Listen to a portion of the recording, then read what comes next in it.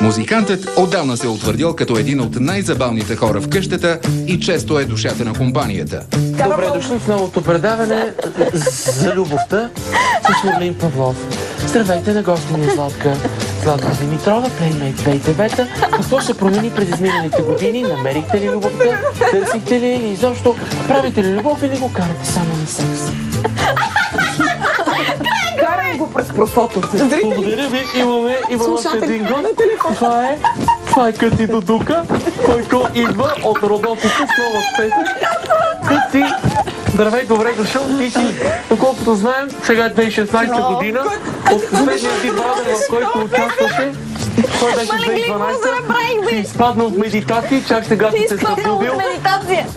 Какво се промени за теб през тези години? Колко години са? 4 години. До 2016.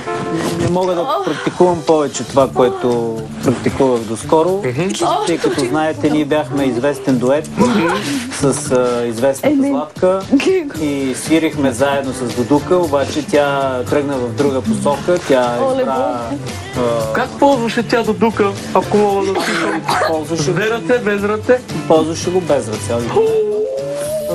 Защото с ръцете танцуваше. Тя, знаете, много добре танцува. Да. Но Златка пое по свой път. Тя ме изостави, така да се каже, средата на едно турне. Тежко турне в Родопите. Ама си се харесва. Виелица. Непрекъснато да се оглежда. Това беше първата зима в Родопите с бели мечки. Благодаря ви, да, благодаря. Много интересни гости, едни близначки, едни сестри. Те са също така бяха част от Big Brother 2012. Какво ви впечатли най-много в къщата? Орлин. Моля? Един симпатичен младеж, мъж с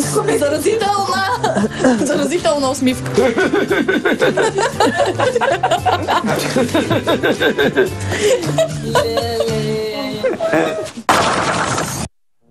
Надявам се, Орлин, да не ме изнеси като водещ на шоуто, когато излезе от къщата. Толкова е добър. Можем само да му се възхищаваме, че забавлява всички по такъв начин в напрегнатите моменти пред